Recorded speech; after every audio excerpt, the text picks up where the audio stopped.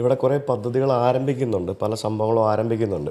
ഉദാഹരണത്തിന് ആലപ്പുഴയിൽ see plain എന്ന് പറഞ്ഞൊരു പദ്ധതി നമ്മൾ കുറേ വർഷമായിട്ട് 2 തവണ എന്തോ ഉദ്ഘാടനം നടന്നിട്ടുണ്ടെന്ന് എനിക്ക് തോന്നുന്നത്, സീ പ്ലെയിൻ ഉദ്ഘാടനം എന്ന് പറഞ്ഞിട്ട്.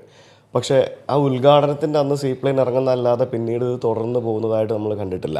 അങ്ങനെയുള്ള പല പദ്ധതികളും ഇവിടെ വരുന്നുണ്ട്. അതായത് 48 റൂട്ടുകൾ നമുക്ക് ഐഡൻറ്റിഫൈ ചെയ്തുകൊണ്ടാണ് അത് സീ പ്ലെയിൻ 48 പോയിന്റുകൾ മോദിജിയുടെ ആ പദ്ധതിയുടെ ഭാഗമായിട്ട് നമുക്ക് കേരളത്തിന് കിട്ടിയിട്ടുണ്ട്. പക്ഷെ അതിനെന്തായാലും നല്ല ഡിലേ വരാനുള്ള ഒരു സാധ്യതയുണ്ട്. കാരണം പല കാര്യങ്ങളും അതിൽ റിസർച്ച് ചെയ്യാനുണ്ട്. ഇപ്പം ഉദാഹരണത്തിന് അതുമായി ബന്ധപ്പെട്ടുകൊണ്ടുള്ള ടെക്നോളജിസ്റ്റുകൾ അവരുടേതായിട്ടുള്ള മീറ്റിങ്ങുകൾ അവർ വരണം, അവർ ആ പോയിന്റുകളെല്ലാം തന്നെ വെരിഫൈ ചെയ്യണം. ആ സ്ഥലം അതിന് പ്രായോഗികമാണോ, നമ്മൾ സെലക്ട് ചെയ്തിട്ടുള്ള റൂട്ട് കറക്റ്റാണോ എന്നടക്കം നോക്കുന്ന വലിയ ഒരു വിഷൻ വെച്ചുകൊണ്ടായിരിക്കണം ആ സീ പ്ലെയിൻ പദ്ധതിയെ മുന്നോട്ട് കൊണ്ടുപോകേണ്ടതെന്നുള്ളതാണ് വകുപ്പ് മന്ത്രി പറഞ്ഞിട്ടുള്ളത്. അപ്പോൾ അത് സംഭവിക്കാൻ എന്താ പറയുക, നമുക്കത് വളരെയധികം ഗുണകരമായിരിക്കും കേരളത്തിന്.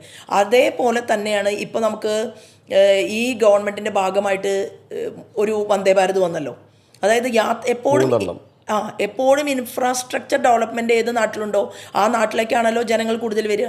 ഇവിടുത്തെ കർഷകർക്കാണെങ്കിലും ഇവിടുത്തെ സാധാരണപ്പെട്ട മനുഷ്യർക്കാണെങ്കിലും എല്ലാം തന്നെ അവർക്കും കൂടുതൽ അവരെ ഗ്രാമങ്ങളിൽ ജീവിക്കുന്ന ആളുകളെ ഗ്രാമീണ സഡക് യോജന റോഡുകൾ വഴി സമൂഹത്തിൻ്റെ മുഖ്യധാരയിലേക്ക് കൊണ്ടുവരണം എന്നാഗ്രഹിച്ചുകൊണ്ട് വലിയ റോഡുകൾ ഗ്രാമങ്ങളിലും കോളനികളിൽ ഉൾപ്പെടെ ചേരികളിൽ ഉൾപ്പെടെ ക്രിയേറ്റ് ചെയ്യപ്പെടണമെന്ന് പറഞ്ഞ ഒരു നാടാണ് നമ്മുടെ. അപ്പോൾ ഇന്ന് മംഗലാപുരത്തു നിന്ന് വന്ദേ ഭാരതിൽ വരുന്ന ഒരാൾക്ക് 8.5 മണിക്കൂർ കൊണ്ട് ഡെസ്റ്റിനേഷനിൽ എത്താൻ പറ്റുകയാണ്. അതേപോലെ തന്നെ എനിക്കൊരു അപേക്ഷ കൊടുക്കാൻ പറ്റിയിട്ടുണ്ടായിരുന്നു. പക്ഷെ ഞാൻ കൊണ്ടുവന്നു എന്ന് പറഞ്ഞിട്ട്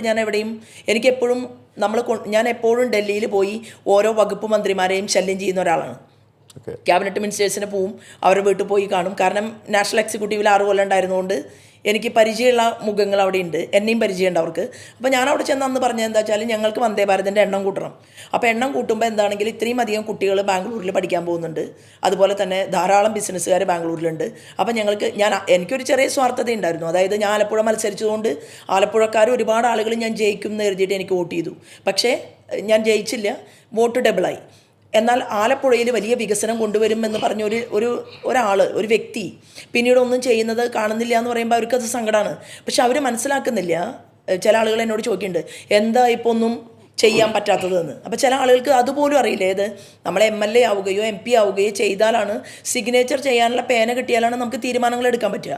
തീരുമാനങ്ങളെടുത്ത് ഒപ്പുവെച്ച് നമ്മൾ പദ്ധതികൾ പ്രാവർത്തികമാക്കണമെങ്കിൽ നമുക്ക് അധികാരത്തിൻ്റെ ഇതെന്തായാലും വേണം. അപ്പോൾ 8 മണിക്കൂർ കൊണ്ട് ഇന്ന് നമുക്ക് വരാം. പക്ഷേ ക്യാബിനറ്റ് മിനിസ്റ്റർ എന്നോട് പറഞ്ഞത് എന്താണെന്നറിയോ, 2 വന്ദേ ഭാരത് കൂടി തരായിരുന്നു, പക്ഷെ പാളങ്ങൾക്ക് ഫീസിബിലിറ്റി ഇല്ല.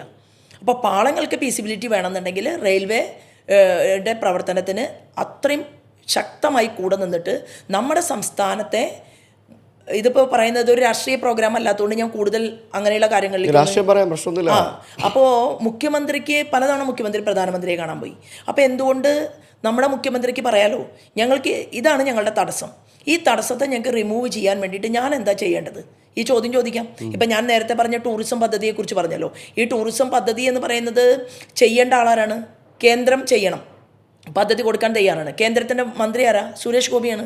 ഈ വകുപ്പ് മന്ത്രിക്ക് ധാരാളം കാര്യങ്ങൾ ചെയ്യണം എന്നുള്ള ആഗ്രഹമുണ്ട്. പക്ഷേ നമ്മുടെ സംസ്ഥാനത്തിൻ്റെ ടൂറിസം മന്ത്രിയും സഹകരിക്കണ്ടേ? അപ്പോൾ ഈ പരസ്പര സഹകരണം ഇല്ലാത്തൊരു പ്രശ്നം തന്നെയാണ്. ഞാൻ വിചാരിച്ചത് വകുപ്പുകൾ തമ്മിലാണെന്ന്, അല്ലാതെ മൊത്തത്തിലും ഉണ്ടല്ലേ? അല്ല, ഇത് വകുപ്പുകൾ തമ്മിലല്ല.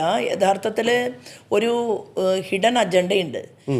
ശ്രീമാൻ നരേന്ദ്രമോദി പ്രധാനമന്ത്രിയായിരിക്കുമ്പോൾ കേരളത്തെ വികസിപ്പിക്കാൻ ഞങ്ങൾ തയ്യാറല്ല എന്നുള്ള ഒരു തീരുമാനം ഇടതുപക്ഷ ജനാധിപത്യ മുന്നണി എടുത്തിട്ടുണ്ട്. അതിൻ്റെ ഏറ്റവും വലിയ ഉദാഹരണമാണ് നാട്ടിലുള്ള വളരെ ഗുണകരമായിട്ടുള്ള കാര്യങ്ങൾ നടപ്പിലാക്കുന്നതിൻ്റെ ആനുകൂല്യം കേരളത്തിലേക്ക് വരുത്താതിരിക്കാൻ നോക്കുക. കേരളം രക്ഷപ്പെടരുത് എന്ന് കരുതുക. ഇപ്പോൾ ടൂറിസം വകുപ്പ് മന്ത്രി സുരേഷ് ഗോപിനെ, അദ്ദേഹത്തിനെ എന്തുകൊണ്ട് നമ്മുടെ വകുപ്പ് മന്ത്രിക്ക് കണ്ടുകൂടാ? മറ്റെല്ലാ സംസ്ഥാനങ്ങളിലും മീറ്റിംഗ് വിളിക്കുന്ന സമയത്ത് അവിടുത്തെ മന്ത്രിമാർ നിവേദനം കൊടുക്കാനും സുരേഷ് ഗോപിയെ കാണാനും ടൂറിസം ഡെവലപ്മെൻറ്റ് വേണമെന്ന് പറയാനും ശ്രമിക്കുമ്പോൾ ഇത്രയും ടൂറിസത്തിന് വലിയ സാധ്യതയുള്ള കേരളത്തിൽ എന്തുകൊണ്ട് എല്ലാം മാറ്റിവെച്ചുകൊണ്ട് ടൂറിസം വകുപ്പ് മന്ത്രി മിസ്റ്റർ റിയാസ് അദ്ദേഹത്തെ കാണാൻ പോകുന്നില്ല? ഒന്ന്.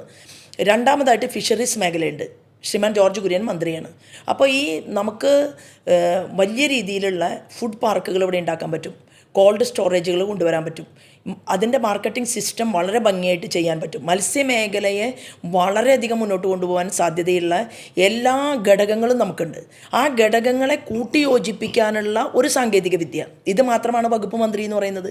അപ്പോൾ ആ വകുപ്പ് മന്ത്രിക്ക് അത് ചെയ്യാൻ വേണ്ടിയിട്ട് സാധിക്കേണ്ടതെന്നതാണ് ചോദ്യം. അപ്പോൾ കേന്ദ്രം അറിഞ്ഞുകൊണ്ട് തരുന്ന പദ്ധതികൾ, ഉദാഹരണത്തിനൊരു ടെക്സ്റ്റൈൽ പാർക്ക് എന്ന് പറയുന്ന ഒരു പദ്ധതി ഉണ്ട്. അത് ഏതാണ്ട് 10,000 കോടി രൂപ കിട്ടും. അതായത് മോദിജി പ്രഖ്യാപിച്ചിട്ടുള്ള ഈ വലിയ മെഗാ പ്രൊജക്റ്റ് വരുവാണെങ്കിൽ 10,000 കോടി രൂപ കിട്ടുകയും 3 ലക്ഷം പേർക്ക് തൊഴിൽ കൊടുക്കാനും സാധ്യതയുള്ള പദ്ധതികൾ വരെ പ്രഖ്യാപിച്ചിട്ടുണ്ട്. അത് സ്ഥലം ഏറ്റെടുക്കുക, അത് ചെയ്യുക, ആളുകൾക്ക് തൊഴിൽ കൊടുക്കുക, ഇങ്ങനെ യാതൊരു ചിന്തയില്ലാത്ത ഒരു പോക്കാണ് കേരള ഗവൺമെൻറ്റിൻ്റെ. അപ്പോൾ ടൂറിസം സാധ്യതയെ അവിടെ ഉപയോഗപ്പെടുത്താത്തതിൻ്റെ കാരണം ഞാൻ കണക്കാക്കുന്നത് ഇത് രാഷ്ട്രീയ പ്രേരിതമാണ്. കാരണം മോദിജി വന്നു, ആലപ്പുഴ മനോഹരമായി എന്ന് പറയാൻ പാടില്ല. ഇപ്പം നമാമി ഗംഗ പ്രൊജക്റ്റ് ചെയ്ത ആളെ ഞാൻ നേരിട്ട് കാണാൻ പോയി. നമാമി ഗംഗ പ്രൊജക്റ്റ് ചെയ്തതിൽ ഒരു മലയാളിയുണ്ട്. അപ്പോൾ അദ്ദേഹത്തെ കാണാൻ പോയി സമയത്ത് അദ്ദേഹം പറഞ്ഞത് അത്രയും ബുദ്ധിമുട്ടൊന്നുമില്ല പമ്പയെ ക്ലീൻ ചെയ്യാൻ, അത്രയും ബുദ്ധിമുട്ടൊന്നും നമ്മുടെ കേരളത്തിലെ 44 നദികളെ ക്ലീൻ ചെയ്യാൻ വേണ്ടിയിട്ടില്ല.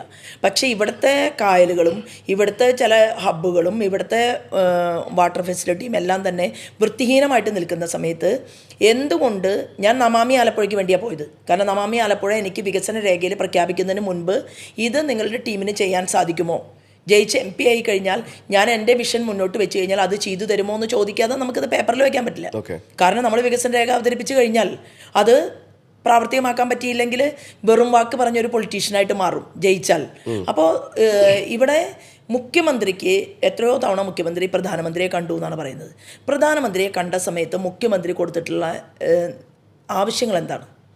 കേരളത്തിൻ്റെ മനസാക്ഷിയെ തൊടുന്ന, അല്ലെങ്കിൽ കേരളത്തിൻ്റെ ഈ ഭൂപ്രകൃതിയെ ഉപയോഗിക്കാൻ സാധിക്കുന്ന, ഈ കടലോരത്തെ ഉപയോഗിക്കാൻ സാധിക്കുന്ന, നമ്മുടെ കുട്ടികളുടെ എഡ്യൂക്കേഷൻ സിസ്റ്റത്തിനെ വളർത്താൻ സാധിക്കുന്ന എന്ത് പദ്ധതിക്ക് വേണ്ടിയിട്ടാണ് അദ്ദേഹം ആവശ്യം ഉന്നയിച്ചിട്ടുള്ളത്? അതേതാണ് മോദിജി തരില്ല എന്ന് പറഞ്ഞ് നിരാകരിച്ചിട്ടുള്ളത്? കേരളത്തിലെ ജനങ്ങൾക്ക് അറിയാൻ ആഗ്രഹമുണ്ട്. അപ്പോൾ ഇവിടെ സംഭവിച്ചുകൊണ്ടിരിക്കുന്നത് ഒരു ആർക്കോ വേണ്ടി ഒരു ഭരണം. ഞാനൊക്കെ കൃത്യമായിട്ട് മനസ്സിലാക്കുന്നത് വളരെ അഴിമതി നിറഞ്ഞ ഒരു ഭരണം അതാണ് ഇവിടെ നടക്കുന്നത്.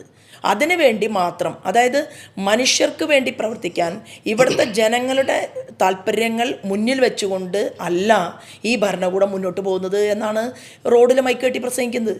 കാരണം ഞങ്ങൾ ചോദിക്കുന്ന പല ചോദ്യത്തിനും ഉത്തരം തരാൻ അവർക്ക് സാധിക്കുന്നില്ല. ഇപ്പോൾ കിഫ്ബി വഴി വലിയൊരു അഴിമതി ഇവിടെ ചെയ്തു. ഈ വലിയൊരു അഴിമതി ഇവിടെ ചെയ്തപ്പോൾ അത് അഴിമതിയാണ് എന്നും ഇതിൽ ഇത്രയും കാര്യങ്ങൾ ചെയ്തിട്ടുണ്ടെന്നും പ്രതിപക്ഷം പറയുമ്പോഴും യഥാർത്ഥത്തിലൊരു അന്വേഷണം വരുമ്പോൾ പ്രതിപക്ഷം നേരെ മുഖ്യമന്ത്രിയുടെ കൂടെ നിൽക്കുകയാണ്. ഒരു കോടതി പോകേണ്ട ഒരു സമയം വരുമ്പോൾ, അല്ലെങ്കിൽ ഒരു കേസുമായി ബന്ധപ്പെട്ടുകൊണ്ട് CBI വരേണ്ട ഒരു ഘട്ടം വരുമ്പോൾ, അപ്പോൾ പ്രതിപക്ഷം തകിടം മറിയും. അപ്പോൾ യഥാർത്ഥ പ്രതിപക്ഷത്തിൻ്റെ റോൾ ഏറ്റെടുത്തുകൊണ്ട് പ്രവർത്തിക്കേണ്ട കോൺഗ്രസ് ദേശീയ തലത്തിൽ നിന്ന് ഇടതുപക്ഷവും വലതുപക്ഷവും തമ്മിലുള്ള ഒരു ധാരണ, ഇന്ത്യ മുന്നണി, അത് ദേശീയ തലത്തിലുണ്ട്. അതിൽ സോണിയാഗാന്ധി ഭാഗമാണ്, MA ബേബി ഭാഗമാണ്, അവരെല്ലാവരും കൂട്ടുകാരാണ്. അങ്ങനെ കൂട്ടുകാരായിട്ട് അവർ ഇന്ത്യൻ രാഷ്ട്രീയത്തിൽ മുന്നോട്ട് പോകുന്ന സമയത്ത് കേരളത്തിലും അതിൻ്റെ ഒരു മിനിയേച്ചർ ഉണ്ട് എന്നുള്ള കാര്യത്തിൽ തർക്കമില്ല.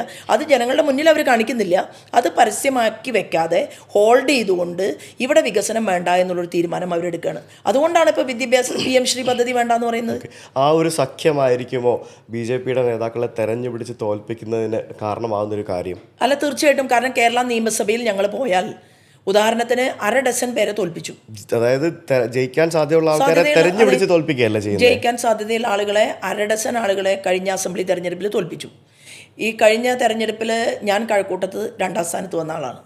പക്ഷേ അറിയപ്പെടുന്ന നല്ല എന്ന് ഉദ്ദേശിക്കുന്നത് വ്യക്തിപരമായിട്ടുള്ള നന്മയല്ല, പൊളിറ്റിക്കലി അറിയപ്പെടുന്ന വളരെ ഏബിൾ ആയിട്ടുള്ള ഒരു കോൺഗ്രസിന്റെ സ്ഥാനാർത്ഥിയെ അവിടെ നിർത്താൻ, കടകംപള്ളി സുരേന്ദ്രനെതിരെ നിർത്തേണ്ടതിന് പകരം ആർക്കും അറിയാത്ത ഒരാളെ, കൂടുതൽ അറിയാത്ത ഒരാളെ അവിടെ കഴക്കൂട്ടത്ത് നിർത്തിയപ്പോൾ എന്ത് സംഭവിച്ചു? കോൺഗ്രസ് വളരെയധികം ബഹുദൂരം പിറകിലേക്ക് പോവുകയാണ്. പ്രവർത്തനത്തിൽ അവരെ കാണുന്നില്ല. അപ്പോൾ ത്രികോണ മത്സരത്തിൻ്റെ സാധ്യത മങ്ങിച്ചുകൊണ്ട് 2ാം സ്ഥാനത്ത് നിർത്തി അകത്ത് കടത്താതെ നോക്കി. അതിന് തൊട്ടു മുമ്പ് ഞാൻ പാലക്കാടായിരുന്നു മത്സരിച്ചത്. പാലക്കാട് ഞാൻ കണ്ടത് അതിപ്രഗത്ഭൻ എന്ന് മാർക്സിസ്റ്റുകാർ തന്നെ വിശേഷിപ്പിച്ച, പാർലമെൻറ്റിൽ 12 കൊല്ലത്തിലധികം ഇരുന്ന ശ്രീമാൻ NN കൃഷ്ണദാസ് ആയിരുന്നു മാർക്സിസ്റ്റ് പാർട്ടിയുടെ അവിടെ സ്ഥാനാർത്ഥി. അപ്പോൾ ഗടാഗടിയന്മാരായിട്ടുള്ള നേതാക്കന്മാരെയാണ് ഞാനൊക്കെ ചെല്ലുന്ന സമയത്ത് ഞങ്ങൾക്കെതിരെ വയ്ക്കുക. ഒരു പാർട്ടി അങ്ങനെ വയ്ക്കും. അടുത്ത പാർട്ടി അത് വെക്കില്ല. അപ്പോൾ എന്ത് സംഭവിക്കും? ത്രികോണ മത്സരത്തിൻ്റെ സാധ്യത മങ്ങിപ്പോകുന്ന ഒരു സാഹചര്യം ചില സ്ഥലത്തുണ്ടാവും. അപ്പോൾ അവിടെയും 2ാം സ്ഥാനത്ത് വന്നു, 2ാം സ്ഥാനത്ത് വരുത്തി. ഇത് ഞങ്ങൾ 1/2 ഡസൻ പേര് ഇന്ന് കേരളത്തിൽ നിയമസഭയ്ക്കകത്ത് ഉണ്ടായിരുന്നുവെങ്കിൽ ഇന്ന് ഇങ്ങനെ കരയേണ്ട ഒരു ഗതികേട് കേരളത്തിലെ ജനങ്ങൾക്ക് ഉണ്ടാകുമായിരുന്നില്ല.